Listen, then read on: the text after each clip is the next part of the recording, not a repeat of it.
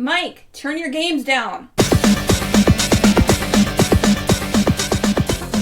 Hi, everybody. Welcome to another comic episode of Games My Mom Found. I am Mike Albertin, and who is rising in the force with me tonight? It's Peter Bingham-Pankratz once again. And welcome back. And where do people know you're from? Well, if you looked up, you could find my novel, The Fifth Civilization, available now. I also have 2 other novels available. You could see them at Amazon.com. And hopefully next year I'll have a 4th novel out. Nice. Will be the 8th Civilization?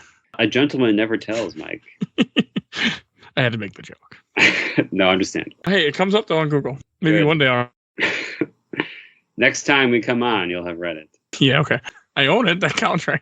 Yes. I don't make this joke every time, but one day. And we are here to talk about a comic that I was very excited to talk about before I started reading the comic. Star Wars Dark Force Rising, Volume 2 of the Timothy Zahn, Admiral Thrawn cycle. But we're talking about the comic book adaptation. Right. Because I don't want to read a book. Which is written by Mike Barron and then inker Kevin Nolan, penciler Terry Dodson, which came out in 1997, and the book came out in 1992. Right. Part of called the Thrawn trilogy. Okay, or isn't it also known as the Timothy Zahn trilogy too? Yes, as well. He has written more Star Wars books, however. Okay, but this is where I know we talked about it, and if you're listening to this, go check out the Heir to the Empire episode where we talked about the first book of the series to get caught up where we're going. It's only a couple comic episodes before this, like 2 or 3, so go check that out. I don't know how many, because it's not published yet at the time of this recording. But so I was really excited to read this because I had gotten to Dark Force Rising many, many years ago. When I was driving a truck, I was listening to the audiobook and I fell off this book for some reason. And I didn't remember why. I just know, okay, I wasn't into it. It wasn't my thing. And I moved on.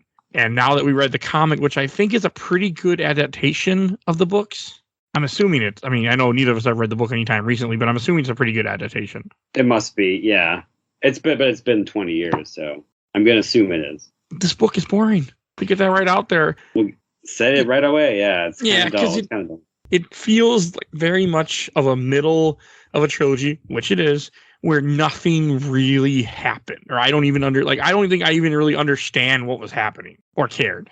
I think one of its main flaws is very talky. Like there's a lot of exposition, a lot of dialogue in it, and there's not a lot of like action.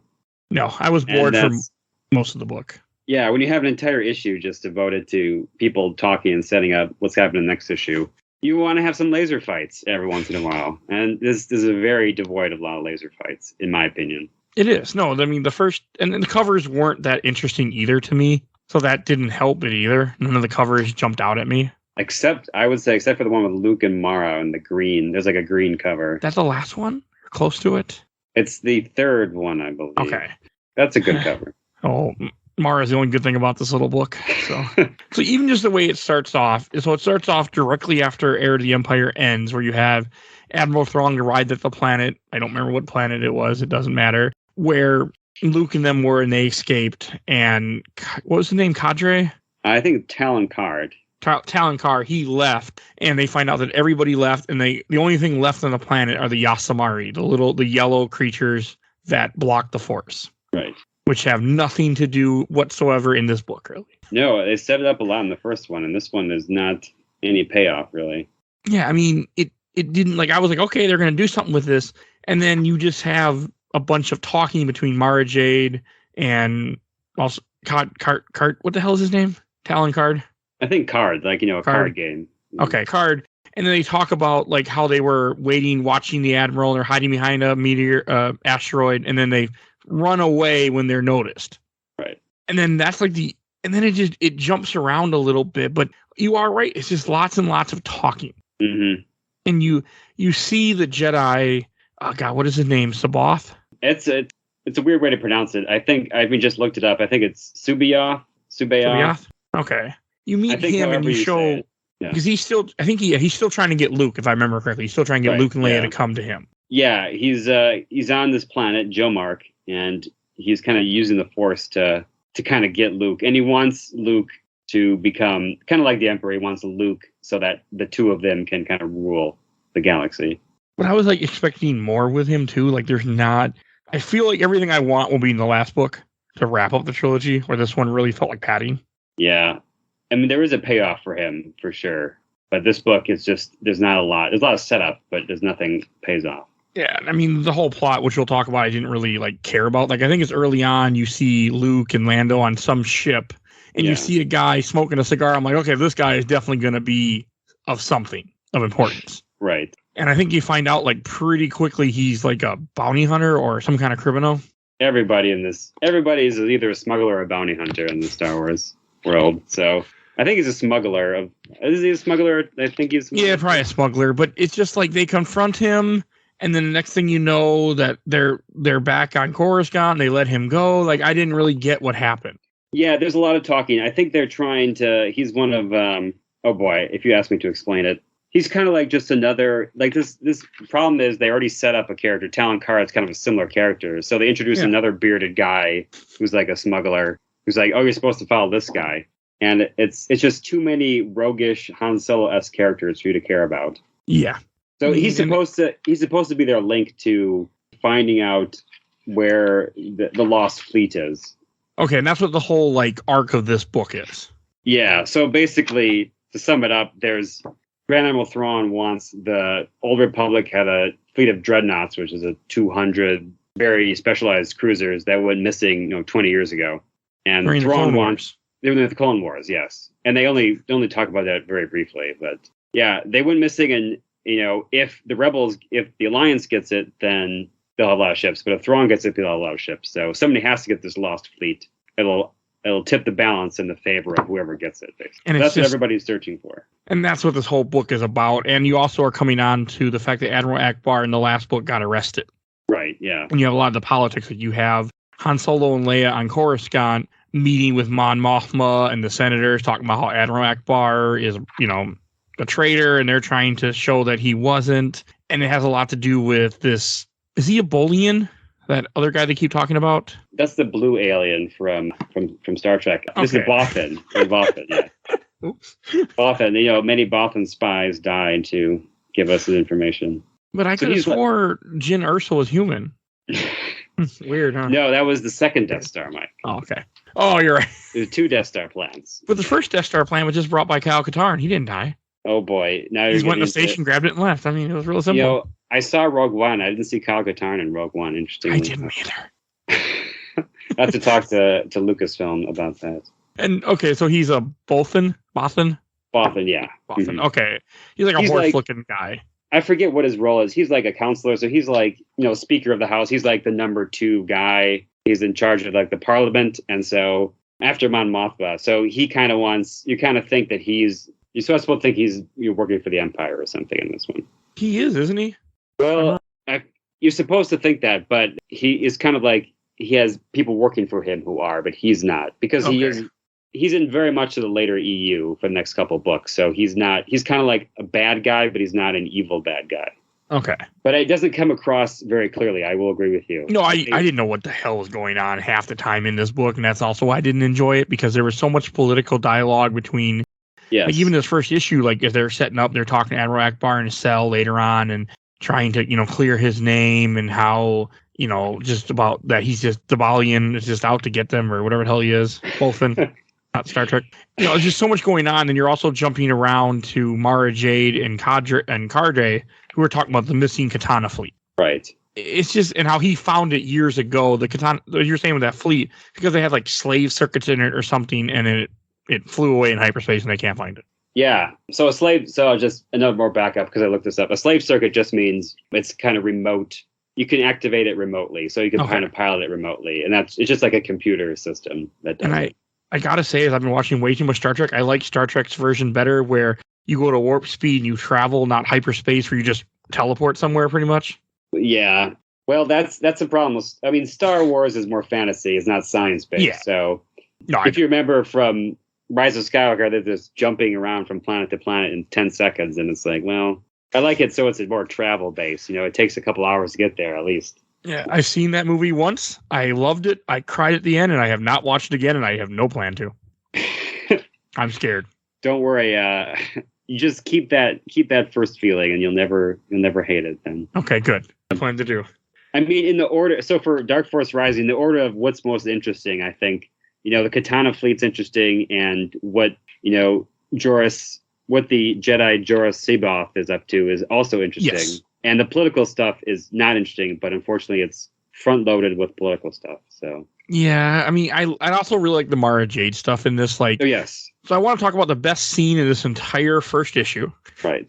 Well, it made me laugh. So Mara Jade is at this town with Cadre, and she leaves and follows some guy she thinks is a bounty hunter, and then this bounty hunter shows up, pulls a gun on her. She hits him in the head with a pipe using the Force, and then shoots him in the face. And then she pulls out his ID card and it says Roth Dengar, and I just laughed. Well, don't you know Dengar is Jewish? I mean, but I mean, it's funny because one, I never realized then she puts on his helmet, I think, too, doesn't she? Right. Yeah. Even though I didn't, Dengar wasn't wearing it, but I think that's Dengar's helmet. Well, she's got some. I don't see her wearing it earlier. No, she doesn't get it till after she kills Dengar. But the fact that they put that in there just made me laugh, because those who don't know, Dengar's in that small scene in Empire Strikes Back, right, standing there with the other bounty hunters. Yeah. That LucasArts did nothing with in actual canon, other than the Legends canon now. Like, nothing. Right. All those cool-ass characters, and they're left to one little scene. Maybe we'll get a Dengar TV series. Well, Dengar's dead. But it made me laugh so hard to see that she shot. That they put Dengar in this and just killed him off like that. They're just like, yep, Dengar's dead. He's done. It was like, why would he be carrying around his ID card? I don't know. I guess he'd need an ID card, but it's just kind of silly. I do agree with you. It's meant to be silly. It's meant to be like, here's a character you remember. All right, let's move on. We killed off this character from The Empire Strikes Back. Now, aren't you people satisfied? Isn't he around, I think, again now, though? I think he was in Dark Empire, which is supposedly takes place later. Oh, so maybe it's not the same Dengar. I mean, it's unclear, though. I think you're supposed to think it's the same Dengar. Because well, also, this was written right and created before Dark Empire was supposed to be. Right, yeah. So, how many... Maybe Dengar is just a name. It's like John or Jacob or something. But it's still fucking funny. And then one thing I didn't like about this book also is that as it ends, Mara Jade goes to sleep, and you see the Emperor's face above her, right, like looking at her. Like, the whole idea is that she's having connections with the Empire still, because she was the Empire's right hand. You find out. I think you find out in this book, or not? Or this sixth series. Yeah, they mentioned the Emperor's hand in this one for sure. Okay, I couldn't remember they mentioned Heir of the Empire. I mean, I already knew that because I knew the story. I couldn't remember if it was brought up here or not. I think it was brought up in the first one, but they do kind of explain it here. I mean, she mentioned, I believe, in the first one that she was at Jabba's palace. So I don't remember her to follow him. Well, you got to look in the background, and there's this one lady, and it's too much to go into right now. And then the second issue starts with A-Wings, a bunch of A-Wings, and I didn't really understand what was going on, if like Admiral Thrawn was just wiping out rebels, or what was going on exactly. It seems like they're just attacking. There's like a hit and run attack against the convoy, from what I could see. But the battle kind of lasts like a page or like a panel. Yeah, the battle's over with, and then they move on to something else. It's just got to get back to political stuff. I think in the first book, you saw Thrawn be like a master technician. He fought a battle, but you don't see that in this one. You see it. It's like one panel of him doing that, and then he just moves on to finding Talon Card, and you want to see more of he gets Thrawn. His ass beat too. Yeah. I feel like Thrawn does not do good in this. He doesn't show off in the first book, he is this masterful tactician. In this one, he's not really. Yeah, he's kind of responding to events. He's kind of always a step behind everyone. I didn't like that. Yeah, for his character, it's not right. Yeah. He should be playing 3D chess, as they say. Yeah. He should be steps ahead. I mean, I'm hopeful that in Last Command, he's a better villain. I guess we'll have to wait and see. Yeah, because I do want to read that. And then it kind of, they talk about the Nagri again, and it jumps to talking about Leia on the Falcon with Chewie. She's going to the Nagri planet to go meet with the Nagri that she met with in the first book, because she's Lady Vader. Right, yeah. Which was a good setup. It set it up well. One of the things, and then it jumps around a lot, and then it has Lando and Han are running around, and I don't really understand what they were doing. Like, they're following the senator or the council member, and someone pulls a gun on them. I didn't even know who the hell it even was. Yeah, it's some lady that they don't really go back to, and she kind of gets dispatched. Didn't make sense to me. And then Luke is Luke somewhere else then, because he's at a bar. I'm looking at it now and I'm trying to get it related. And I think they are, I'm pretty sure they are together, but it's hard to tell. Oh, yeah, they're in the same place. He's meeting them at the same bar. You have the same guy from earlier that was smoking a cigar. That was the smuggler Slicer that they met. And like, I didn't really understand what was going. Like, then they meet with the senators there, the council member, whatever, the Bothan. Like, right. None of it really made any sense to me. And all of a sudden you see stormtroopers are looking for him. Like, I didn't know. And then they steal their ships and leave. Like, I had no idea what the hell was going on. I think one problem when you adapt a comic from a novel to a comic is that you kind of, in a book, there's a lot of dialogue and it kind of makes sense in a book. But in a visual format like a comic and you have lots of this dialogue, it can be tedious. So if this was written as a comic, they would have chopped a lot of this out and made it condensed. But since they have to adapt the novel, there's just a lot of dialogue. And I will agree with you. Like, I have a hard time following a lot of it. And I just kind of look at the pictures and say, like, okay, I kind of get the gist of what's going on here. I didn't really understand, like, Lando's ship, Lady Luck goes on some other big ship with these people who I work with, a council member or something. I don't really know. Luke goes in the X-Wing and flies away. A Star Destroyer shows up or something. Like, none of it, I didn't understand what was happening. Basically, for those. For those. I think they're trying to get hookups to find, some people know where the Katana fleet is. And it's just, they eventually get there. But you have to read a lot to figure that out. And in a comic, you should be able to just see it. Yeah. And so eventually they do get to where the dreadnoughts are. And the dreadnoughts are the lost ships that could change the balance of power. So they find them and they kind of board them. Okay, like the very end, issue 6. Right, yeah. And then with like the stuff with Leia or Lady Vader, was it just me or the Nogri look completely different in this than they did in the first book? I feel, I don't have the reference for me, but maybe they're a little bit more I mean, they're supposed to be like kind of like gorillas and stuff, but maybe they're a little bit more lizardly instead of gorilla-like. I don't know. They didn't look the same as I remembered. Yeah. I just read this like 2 months ago. We read the other one. Right, yeah. And that kind of threw me off with the Nogri. Yeah, they're the same people, but they might look a little different. Yeah, I'll grant you that. Yeah, they look way different. Okay. Because I mean, in Heir of the Empire, they look like a giant barbarian ape, right, with a vest on. And they're huge and they're bigger than the humans. And then in this book, again, this is a different artist too. Right. They look more like demon monk. Yeah. And they're smaller humanoid. Yeah. And they don't have mohawk. They're not mohawks, those ponytails. Oh no! And then like I just didn't really understand like what's going on when they meet with one of the Nogri and it's flying them somewhere and Chewie tries to choke it and it zaps Chewie and then if they're heading to this place where they're going to go meet with the rest of the tribe of the Nogri. Right. And the Nogri are also so small too. Like in the first book, they're bigger than humans, and here they're tiny little things. Yeah, it's kind of weird because they're supposed to be bodyguards and they're the bodyguards of Thrawn, and it's like, why would you have these small beasts be your bodyguard? You do have one that looks like the ones from the first book or the first comic series with Admiral Thrawn, and it looks just the way it did, but it's smaller. Yeah. And then Thrawn shows up, and I think he knows that they lied to him or something. Like I think he got sensors that something wasn't right. I don't know if he knows that Lady Vader is there or Leia, but he knows something's up. Well, one of them was captured on Kashyyyk in the last issue, and so he's like, I want to interrogate the one that happened to see what, and they're like, no, we don't want to do that. So he's very suspicious of them. And, the one that was captured, found out about Lady Vader. And it's like, Lady Vader, can you help us figure out what's wrong with our planet? Because Vader helped our planet, all these years ago.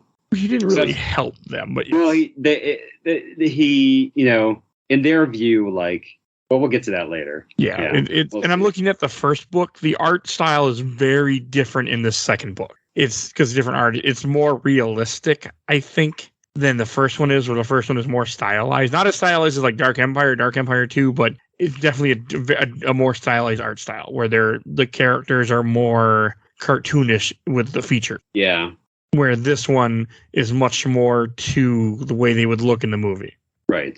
It's more like, here's Billy D. Williams and Harrison Ford and so on. So yeah. Which I do like. I do like the art in this. I know you do like Princess Leia as well. So I think I do actually. I like the way they drew her in this. Right. Yes. She looks like Carrie Fisher. I'm okay with that. I don't like it when Leia looks like whatever the hell she looked like in Dark Empire. I know you're very vocal about your disapproval. Yes, I am. And then all right. Yeah. So we're on issue 3. Right. So I don't really care for that cover either. issue 3 is... It's Vader on the cover with Leia and then 2 other goons. I don't know what the hell they are. I think that's the Nogri. Is it Probably. supposed to be Nogri? Yeah, it's not. It's kind of a generic cover. It's like generic Star Wars cover. I mean, Vader's not even in this damn book.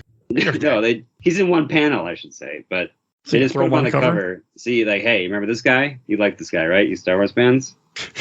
You're not wrong. You'll buy this comic. I just didn't understand, like, when you...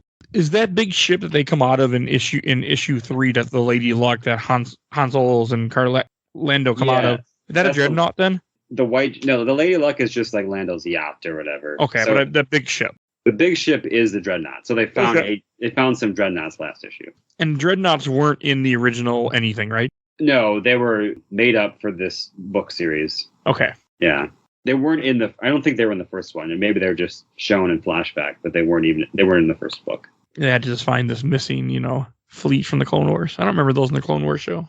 Yeah, I don't know if they made them canon or they just they did. I think they just kind of just swept them away. Well, everything about, the prequels and Clone Wars, I mean, all the ships where they try to get close to what the Imperial had and change it so it looked like it was the same thing, just different. Yeah. Yeah. I'm okay with that because I love what happens with the Clone Wars. Yeah, it's fine to, let the past die, so they say. And in this, you have them land, you have Lando and Han land on a planet. I was also really confused. They meet up with some guy, a senator. I didn't know who the hell this guy was that was, like, kicked out of the New Alliance. Right. The New Republic, yeah. Yes. Who the hell is he again? He's just a senator who, I don't know if they really explain his backstory, but he used to know Han. In the old canon, it was like Han was at the academy and stuff, and so I think he was Corellian. So he's from the same planet as Han Solo is. Oh, that same planet where he ran away and gotten on the Imperial ship and said, "What's your name?" Solo. That one?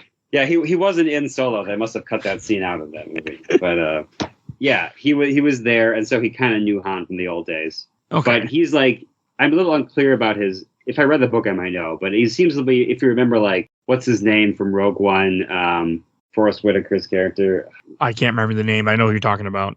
I'm so sad that I forgot his name. But I think he's kind of a disgraced person who used to have a lot of influence. Now he doesn't. But then they're trying to get him to rejoin the New Republic, and he has ships too. Yeah. So he has like a little private army there. So they're like, "Can you help us out?" And they're trying to get him to come over to this. I hope I'm reading this right. If someone's listening and they think we're so inaccurate, then I guess I don't claim. It just doesn't claim to be an accurate retelling of the plot. Let's just say that. Well, it's also just the comic itself. It's not as accurate because, like you said early on, which I think you're 100% right. This is so much, dialogue. It doesn't translate well. Like Heir of the Empire translated fine. Right. This doesn't. I'm assuming the book is much better. This doesn't translate well to a comic. Yeah. And so we have Thrawn coming up soon, and again it's more talking, and it's like, remember this great admiral? Here's him sitting in his chair talking about Corellian flame miniatures. No one has been able to quite duplicate them.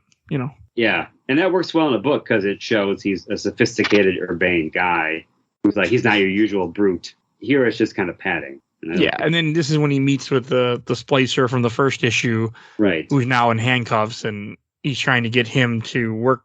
Well, they captured him, and then I guess he has information on how to find the fleet.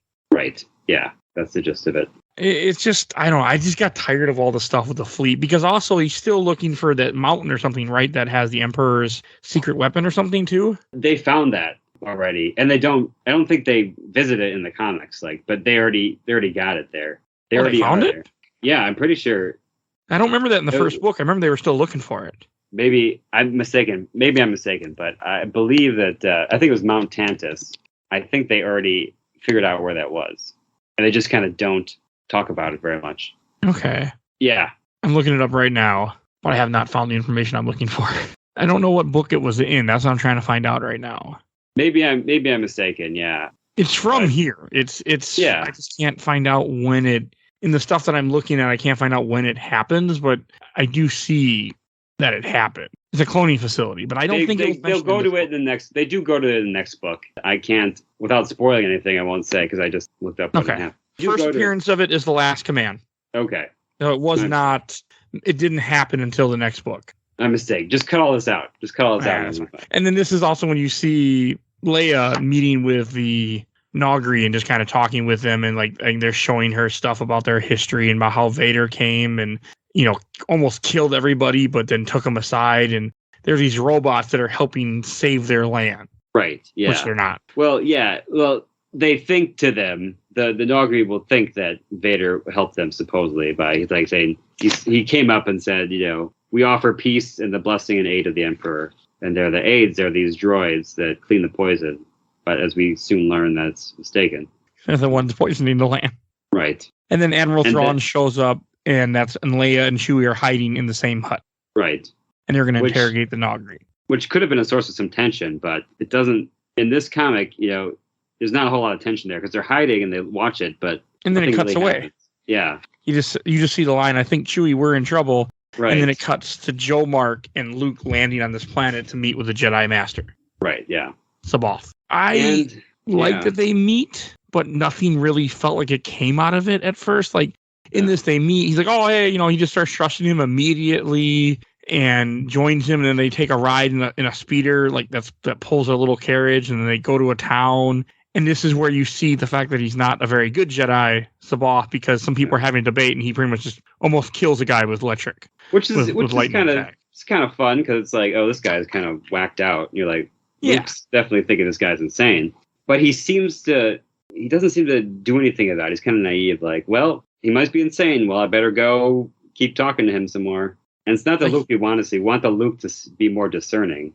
You know? Yeah, he just like one of his lines, I can't just leave him, R2, not when there's a chance that I can help him. I can help. Right. Like, what? It's just, you know, everything with this was very odd. Like, you have Lando again and Han Solo talking with the senator, trying to convince him to join their side, and he won't do it. And they make a comment about the building they're in or something, that it's the fleet or something. Well, and then I didn't really understand what was happening. Well, yeah, it's supposed to be, so like, it's a very, you know, apparently it's a very ramshackle operation, this private army, but then Lando figures out that, wait a minute, this furniture has been painted over. It's painted over in the color scheme of the Katana fleet, so, which is known as the Dark Force. So they're like, so they think this this senator knows more than he's telling them. So like, if he knows what the Katana fleet is because he's got this furniture from there, what is he hiding? It's kind of a very like detective-y thing, but it's only a flash of something cool, but instead it just kind of goes right on to more dialogue after that. There's a lot of mystery in this book, and which probably would be more interesting if I was reading a novel and not a comic. Right. Again, it's been several pages since any action has happened. Like, what's the last action? Somebody got electrocuted, and before that, the last action was I can't even. There's not a lot. It's a very plot-heavy, just, you know, dialogue book and political intrigue, which doesn't work in a comic. Right, I agree. And that's one of my, like, and then the fourth issue starts off with Han and talking with the senator again, trying to convince them, and then they leave, and you see more stuff with Thrawn and his Star Destroyer about how he's trying to set them up and capture them, but also he's not even really concerned about Saboth anymore. Like, in the first book, he's all concerned about capturing Luke and Leia for Saboth, and here he doesn't even care. Yeah, he's more concerned about getting the Mount Tantus. There we go. He wants information, location of Mount Tantus. And it's like, what did you even have, Saboth? What was his purpose? It feels very unnecessary. And then you have Mara Jade bouncing around back and forth, and she's on some freighter or something.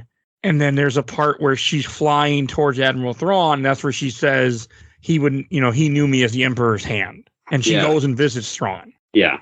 This is where you kind of learn about some of the backstory of, you know, Thrawn. Like she tells him, stop bothering Card, and he's like, well, you carried out the Emperor's will, but that was it. And he has a whole room just set up to test her with all these different, like, shoulder pieces to pick out the right one that was hers. Yeah, which is kind of inspired, but it doesn't go anywhere after that. No, I mean, it doesn't do much. And then she's offering the Katana fleet for some reason, and then he tells her that she's got to do it faster than when she offered or something. Like, I didn't really understand why she's even doing that.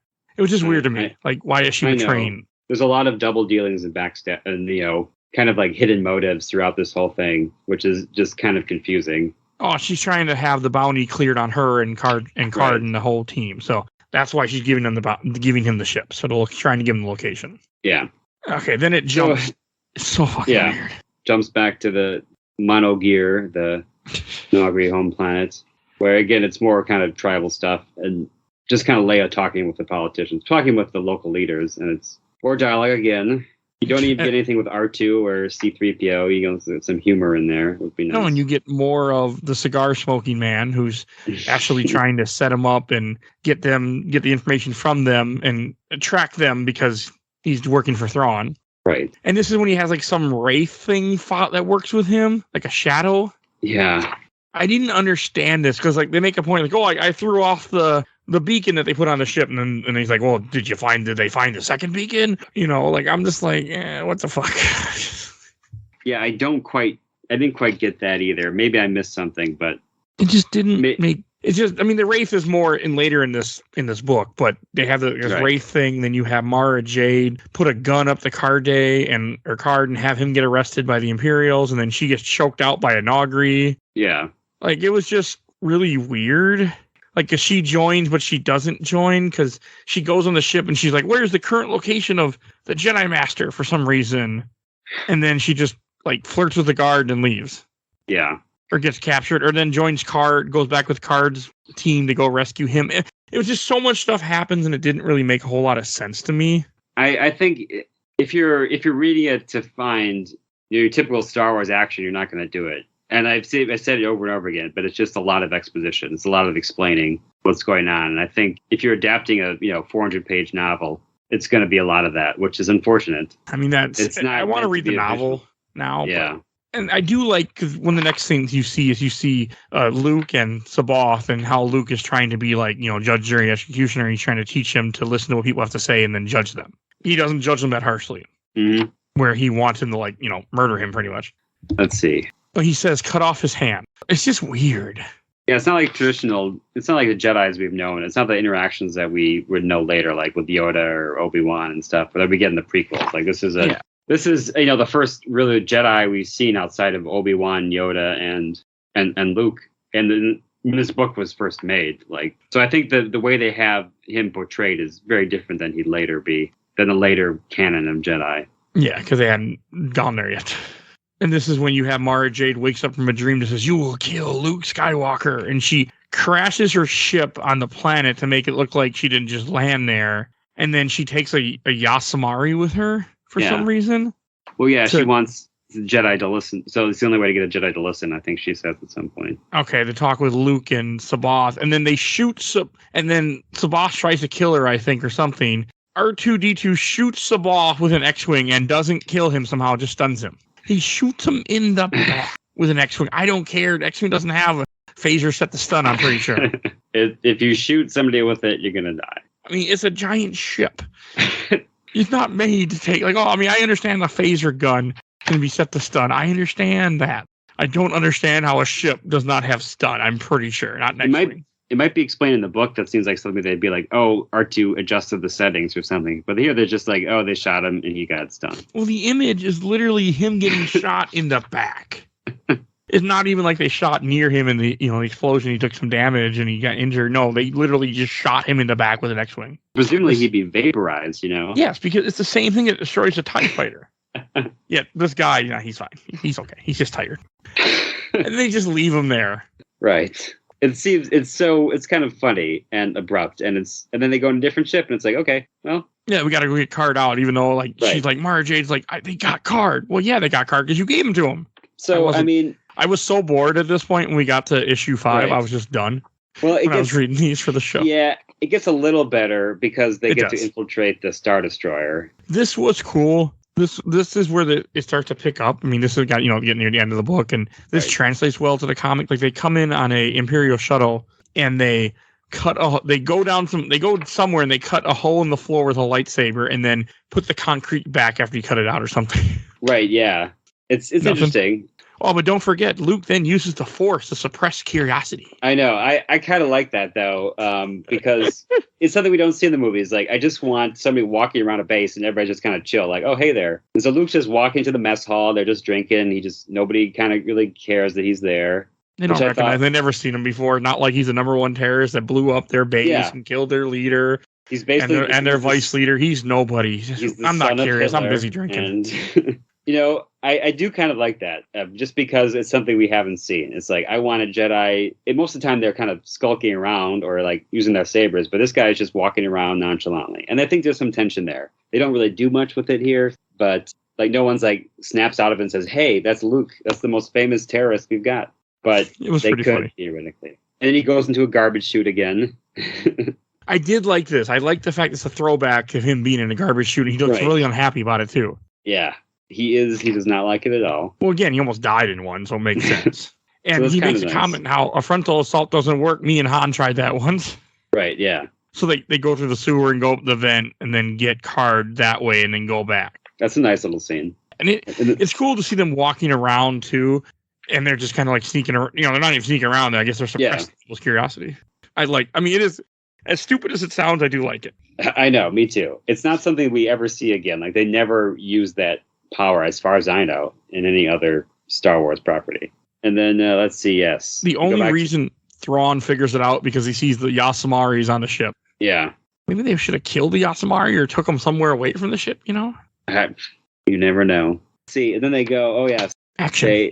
They action. Mara punches some guys. When I like how I like the crosstalk is like the whole thing's burning useless. Who they expect's gonna come aboard? Burning pirates. I like it when they use like fake profanity. It's kind of funny.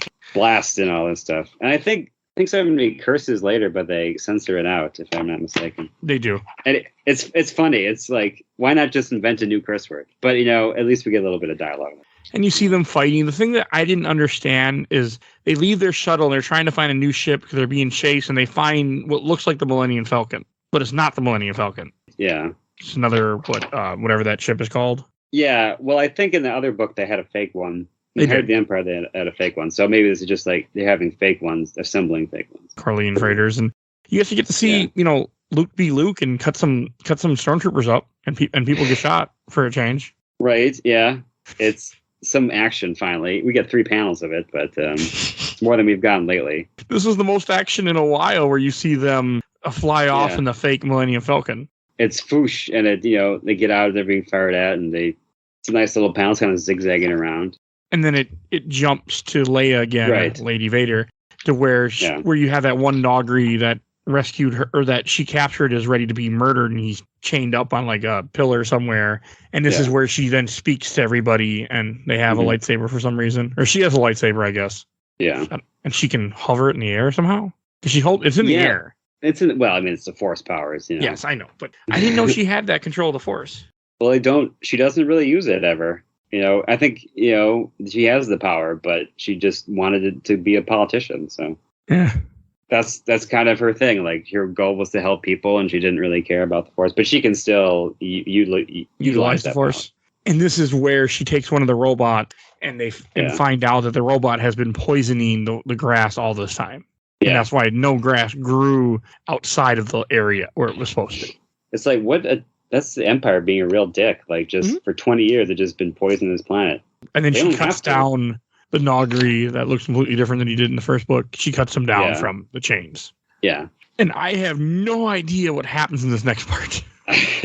So they're at an underwater casino, and and they, the cigar guy, I think his name is Hefner. I wish I remembered his name exactly. It's cigar guy. It's like, the cigar smoking man. Oh, Hafner. And, you find out that he's betrayed them for, I guess what I thought was obvious, but, he says, see you around. He locks them up. And Luke and Han has a thing where, how about you? You want to be rich? Fine. I don't understand the joke there. The panel's not set up right. Maybe there's a joke I'm not getting, but I don't get it. I didn't really even understand. Like, all of a sudden they're just in this on this casino boat, and then the boat's getting attacked by Admiral Thrawn, and they fight the Wraith thing, and like they can't see it, but then he just throws a box at it and shoots it, and it kills it. Yeah.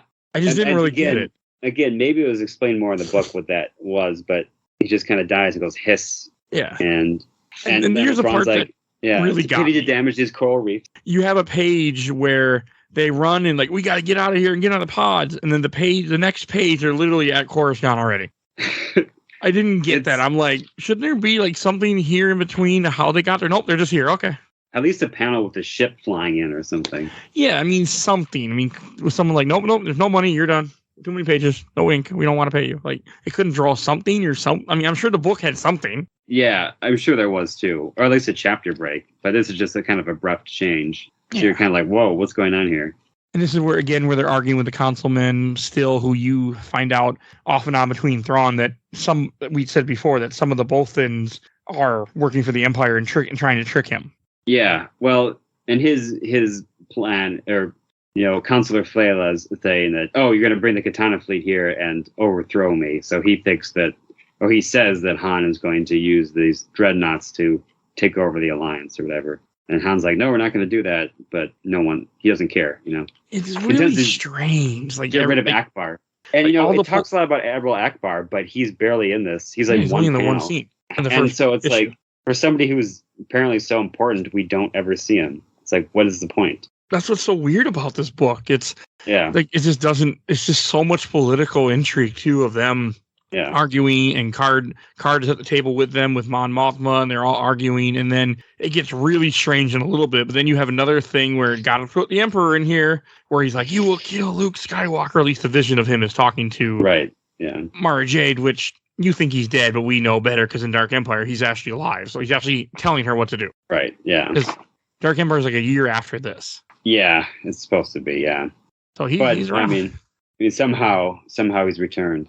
And this is then where Card convinces Leia to take some ship and send a freighter to the Dreadnought fleet. You also have the Senator sent a fleet to the Dreadnought fleet to text to show it up. Like, Luke goes with Han. It's all really weird. I didn't really understand what was happening. There's so many angles to it. There's like 4 different angles, and it's not simple. It's all complicated. So it's like you're having the big climactic battle, but we're kind of like, who are we supposed to focus on? And it's all these characters that we don't really care as much about as their heroes. So, like you said, it's supposed to be setting up this big battle, but it's just kind of making everybody more confused with 4 different separate storylines going. They load on these tech, or Luke and Han have techs that come on the ship. They're trying to activate one of the dreadnoughts, and there's only like 3 or there aren't the 200 dreadnoughts that you heard about all this time. Yeah, there's only a couple. And at the same time, you also have the Senator telling the soldiers to kill Han Solo and kill them because they're not supposed to be here and they're betraying him. He pulls a gun on a pregnant Leia, and it's just so much stuff is all happening at once that I didn't really understand what was going on. And then with the Senator, you have other militaries who come in and go, nope, you're no longer in charge, Senator. Leia is, and they just arrest him. And that's the end of him. Yeah. And then you have stuff of the battle, but I didn't really even understand what was going on. Like, are the dreadnoughts even fighting? Are they dreadnoughts what's getting blown up? Like, you see ships blowing up. I didn't know what was going on at all. Yeah, there needs to be like a big expansive. So you see the ships and see them firing. There needs to be more illustrations about what's going on. Instead, you just see a random explosion.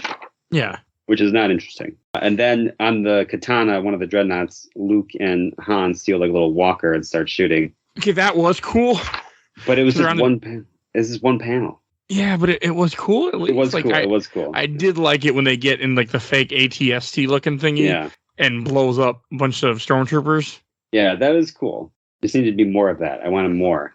Yeah, I would have liked more action. And you also have like Wedge and all the X-Wing fighters fighting Admiral Thrawn. You have a scene where this I also didn't like. One of the crew members on Admiral Thrawn's Star Destroyer is getting controlled by Sabath, who's light years away. I didn't get, the Force isn't that strong. It doesn't work that way. Well, not unless you're projecting yourself from planet to planet. Oh, yeah, I know. I try to forget that movie happened, okay? The new trilogy only had 2 movies. That's it. I knew. I have to bring it up every time because I always want to hear your reaction to it. I haven't rewatched it. I love Force Awakens, though. Force Awakens was something else. Too bad I didn't just stop there. I do like that one of the Imperial officers curses, but it censors it. Like I mentioned earlier, it's like, why not just invent like blast or something, or like gosh flarbit or something, Nerf herder, something. Yes, I just thought it was really weird. Like Bantha Poo or something. Right. That was weird. And then who were these like freighters that come out? Like at some point you see a bunch of freighters that come near the Star Destroyer to make them run away. Who were those people? That's the Senator's fleet, Garmbel Ibis. Okay. That's his like private fleet or whatever.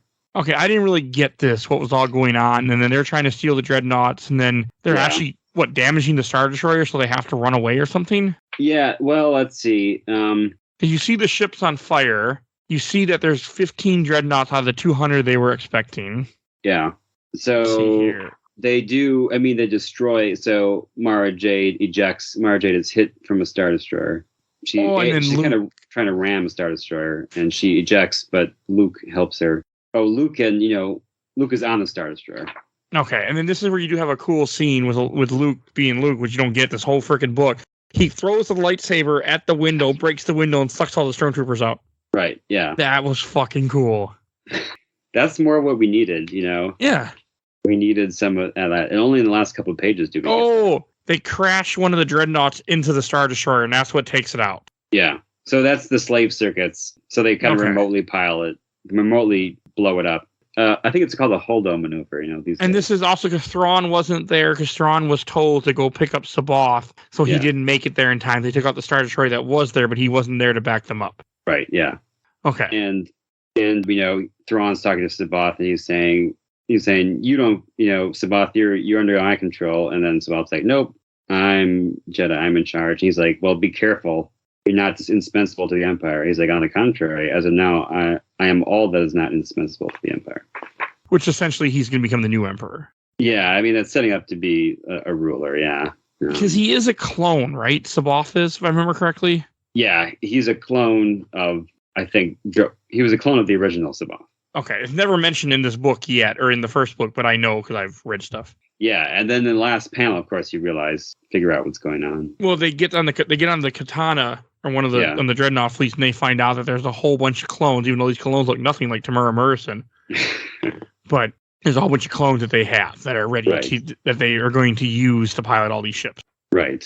Which I didn't really like, because I'm like, they already did clones, but because the Clone Wars never happened, I get it. So yeah, there was never really found out in the original EU what the Clone Wars were about. So it was all kind of mystical, and I don't know if they really. Yeah, they weren't allowed to. So it's like, oh no, clones, but there's no real conception of what that means.